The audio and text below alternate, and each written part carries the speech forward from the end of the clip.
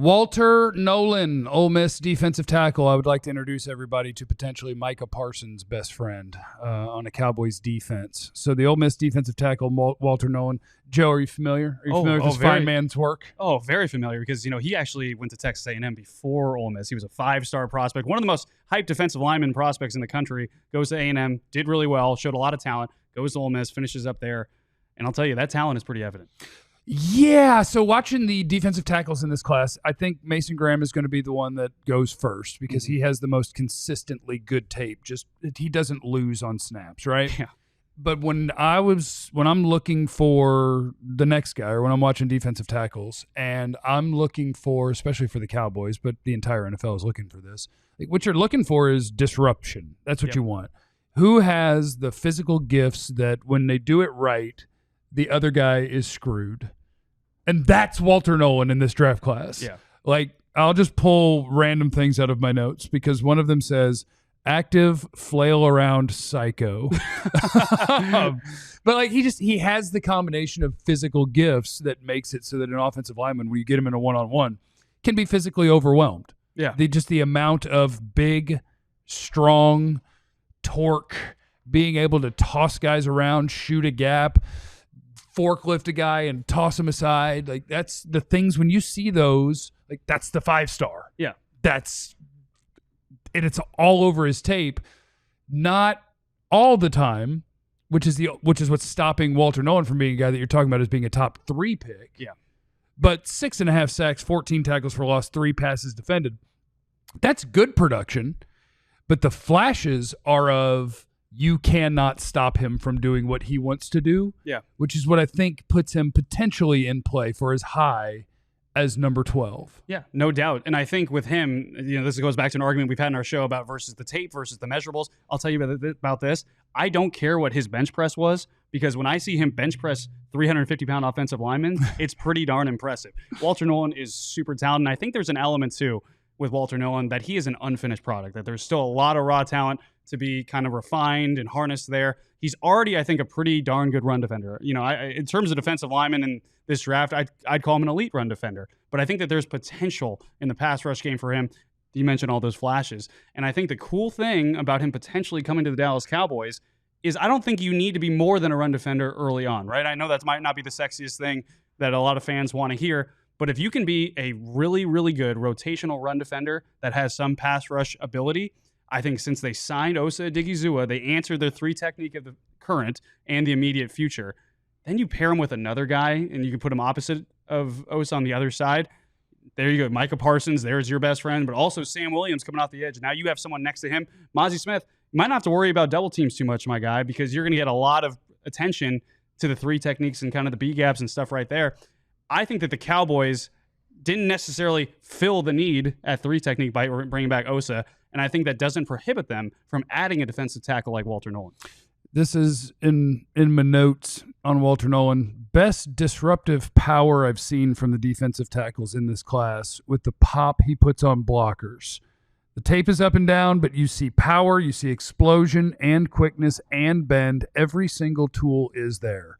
And then I said active flail around psycho.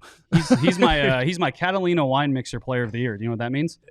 It's from the movie. Yeah. Step Brothers. That one movie. You know what I mean? He goes, pow! Okay. Yeah. Pow! That's pow! Yes. That is Walter Nolen. That is 6'3", 305 pounds of whoop you. And I think if your starting point is, I know that you are big and strong enough to hold up in there while teams are trying to run the ball, and then the upside that is potentially there is, oh yeah, he ended up with 11 sacks this year, and maybe that's a year or two down the road, but that's the sort of thing that you're looking for in a first-round defensive tackle, and I think this is a good year for defensive tackle, but I think it's a good year for contributing defensive tackles, and everybody is always searching for is there a double-digit sack guy in there? Yeah. And the answer is maybe. Potentially. That could be the one. And it's Mason Graham and it's Walter Nolen, I think. Yeah. And they got Aaron Whitecotton as their defensive lineman, who's known for kind of taking guys, defensive line prospects who kind of a lot of talent, but we'll kind of see taking them to the next level. You kind of look at Quinnen Williams. Like, obviously, that was a guy that was really, really talented, but he took another step under Wycon. You look at kind of Will McDonald on the edge. That's a guy that, hey, raw Iowa State guy, first-round pick, but kind of late first-round pick. Now he succeeds, has a double-digit sack season this past season for the Jets. And I think the most beautiful thing about potentially linking Walter Nolen to the Cowboys is this could be a trade back situation. It could be. He might be gone. Oh, that would be the dream. He might be gone at 12, but the Cowboys could take him at 12, and I think a lot of people would be like, oh, okay, potential, I see it. But if the Cowboys were able to trade back to 20, pick up an extra second or third round pick, get Walter Nolen, also get your running back of the now and the future, maybe even add a receiver or a tight end or another luxury pick there, I think you can kind of combine that with what you get for Walter Nolen, and I think that would open the eyes of a lot of people in the draft world. Every player that we're going to talk about them picking at 12, I feel like I could say, I kind of hope they get him in a trade back. Yeah. Like every single, Genty, you'll have to pick at 12. But most of the guys that they're going to consider or pick at 12, I'm going to be like, man, I'd feel great if they picked him at 20. And that's just kind of what this draft is. And I think that's why Walter Nolen exists as an option at 12. Because if you're looking for a disruptive interior guy not named Mason Graham, the whole league is. Yeah. At all times, that's what they're looking for. And so whoever is next best, and to me, that is Walter Nolen, you're gonna get pushed up that board. And so it's not impossible that ends up being the Cowboys pick. Let's hear from our very own Fran Duffy, our all-city draft expert and guru, Fran Duffy, on the great Walter Nolen.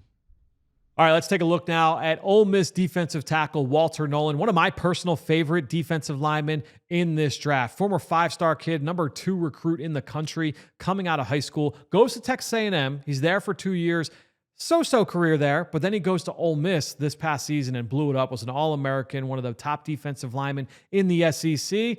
And he's got the ability to win in a number of different ways. He's got quickness off the ball. He's got the explosiveness. He's got the power to push the pocket. He's strong in the run game. He can win with technique. He can make plays late in the down with his effort. And so when you have all these different ways you can win, that to me is a really good sign moving into the NFL.